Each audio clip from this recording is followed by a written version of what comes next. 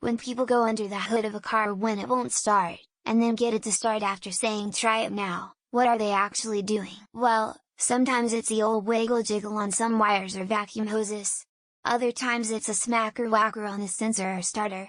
Might give it a good yep followed by a double hip hold which, if you're skilled enough, can be transitioned into a head scratch.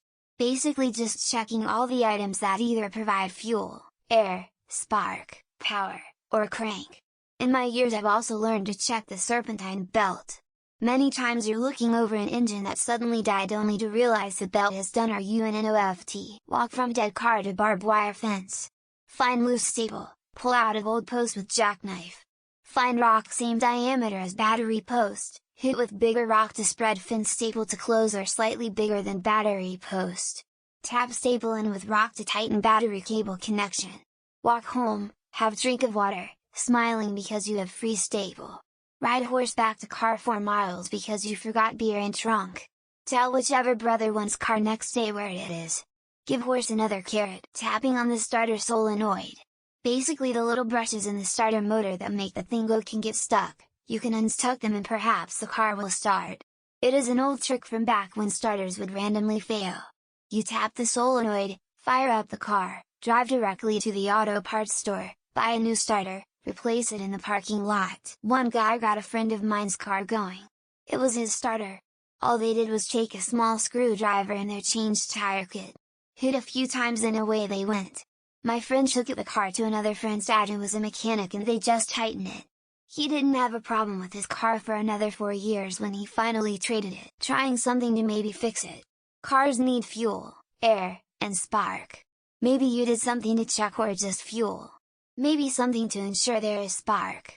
Or maybe you just want to listen to the engine while it cranks and maybe you can spot the issue. I am usually watching a YouTube video on how to do try it now pranks on unsuspecting family members. I make a few mumbly noises. Ask for a galvanic spork span or 10mm socket and rattle it around a bit. That's usually good for the first half hour. Depends on the car. Making sure wires are secure, battery, starter, spark plugs, messing with the fuel-air mixture on the carburetor, or maybe faking it because opening the hood is just what you do when a car won't start. Checking battery cables, burned out fuses, listening for a click of the solenoid on a starter. On older vehicles you could tap the starter with a stick or punch it if you could reach it to unstick the solenoid. Fuel lines, also sometimes they hit the alternator with a screwdriver. I heard my mechanic say the alternator tends to get stuck? Something like that.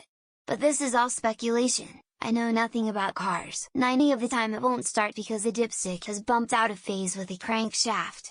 Tapping on even-numbered pistons shifts the dipstick phase forward and odds shifts it backwards. Depending on how the car is not starting, generally if they come up out of the hood quickly and it's fixed, they wiggle the wire so battery can connect properly. My car died last week. I checked the battery connection and it started up. Ended up being a faulty starter. It just depends on the symptoms of the car. Under the hood, probably adjusting either the Knudsen valve or the nibble and pin.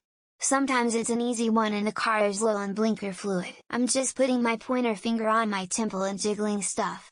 I check the battery cables first to see if they're loose, corroded. I've actually done this.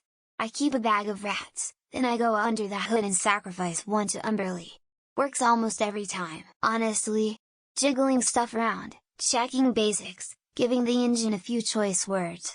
X200B usually does the trick. These days if I wiggle the battery cables and it doesn't do after that, try it again. Roadside assistance call. You can also kick the fuel tank in case it's a bad fuel pump, which can get it to work again, albeit unreliably. In general, starting at the battery terminals to make sure they are making good connection. I'd like to think they are pulling a Kevin Gates and starting the car with their hands. They are trying to make it seem they know what they are doing, but sadly they do not. I'm usually seeing if I stain my shirt, and pretending I know what I'm doing. Usually they are making sure the battery cables have a good connection. There is an off and on button under the hood next to the pollinator. Checking fuses. Maybe hitting the starter to release a stuck relay. Whipping out their hidden one and performing a little bit of magic. Just like the TVs of old, giving it a bit of percussive maintenance. Threatening the families of the tiny gremlins that make the car go.